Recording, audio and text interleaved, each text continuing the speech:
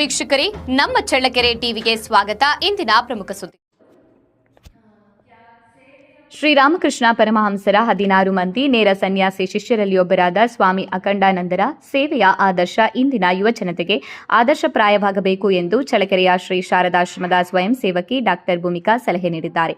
ನಗರದ ವಾಸವಿ ಕಾಲೋನಿಯ ಶ್ರೀ ಶಾರದಾಶ್ರಮದ ದೇವಸ್ಥಾನದಲ್ಲಿ ಯುವಕ ಯುವತಿಯರಿಗಾಗಿ ಆಯೋಜಿಸಿದ್ದ ವ್ಯಕ್ತಿತ್ವ ನಿರ್ಮಾಣಕಾರಿ ತರಗತಿ ಕಾರ್ಯಕ್ರಮದಲ್ಲಿ ಪಾಲ್ಗೊಂಡು ಅವರು ಸ್ವಾಮಿ ಅಖಂಡಾನಂದರ ಸೇವೆಯ ಬಗ್ಗೆ ವಿಶೇಷ ಉಪನ್ಯಾಸ ನೀಡಿದ್ದಾರೆ. ಕಾರ್ಯಕ್ರಮದ ಆರಂಭದಲ್ಲಿ ಪ್ರಾರ್ಥನೆ ಮತ್ತು ಭಜನೆಯನ್ನ ಯತೀಶ್ ಎಂ ಸಿದ್ದಾಪುರ ನಡೆಸಿಕೊಟ್ಟರೆ, ಪೂಜ್ಯ ಮಾತಾಜಿ ತ್ಯಾಗಮಯಿ ಅವರಿಂದ ದಿವ್ಯಾತ್ರೆಯರಿಗೆ ಮಂಗಳಾರತಿ, ಸನ್ಯಾಸಿ ಗೀತೆಯ ಗಾಯನ ನಡೆಯಿತು. ತರಗತಿಯಲ್ಲಿ ಜಿ ಯಶೋಧ ಪ್ರಕಾಶ್, ಸಂತೋಷ್, ಋತಿಕ್, ಸಂಜನಾ, ದಾನೇಶ್ವರಿ, ಪುಷ್ಪಲತಾ, ಮಾನ್ಯ ಸೇರಿದಂತೆ ಸಾಕಷ್ಟು ಸಂಖ್ಯೆಯಲ್ಲಿ ವಿದ್ಯಾರ್ಥಿಗಳು ಪಾಲ್ಗೊಂಡಿದ್ದರು.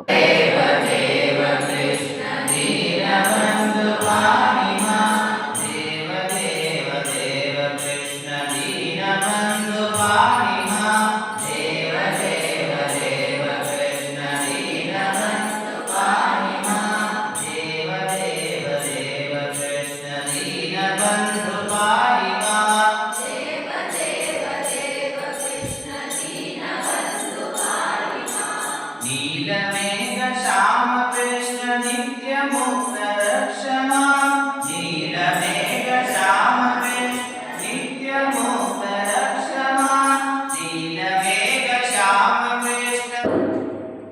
क्या ಸೇವೆಯ ಮೂಲಕ ನಮಗೆ ಬಹಳ ಅವ್ರ ಲೈಫ್ನ ಓದ್ತಾ ಇದ್ರೆ ಅದನ್ನು ನಾವು ಅವ್ರದ್ದು 1% ಆದರೂ ಲೀಡ್ ಮಾಡ್ತೀವೋ ಇಲ್ಲ ಗೊತ್ತಿಲ್ಲ ಅಂತ ಸೇವಾ ಲೈಫ್ನ ಅವರು ಲೀಡ್ ಮಾಡಿರ್ತಾರೆ.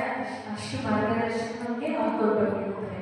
ಸ್ವಾಮಿ ಅಖಂಡಾನಂದರು ಶ್ರೀರಾಮಕೃಷ್ಣರು ತೀರ್ಕೊಂಡಾದ್ಮೇಲೆ ಸ್ವಾಮೀಜಿ ಎಲ್ಲರೂ ಒಟ್ಟುಗೂಡಿಸಿ ಒಂದು ಪಾಡುವಿಕೆಯ ಮನೆಯಲ್ಲಿ ಮಠನ ಕಟ್ತಾರೆ. ಅಂದರೆ ಒಂದು ಸಂಘ ಅಂತ ಕಟ್ತಾರೆ.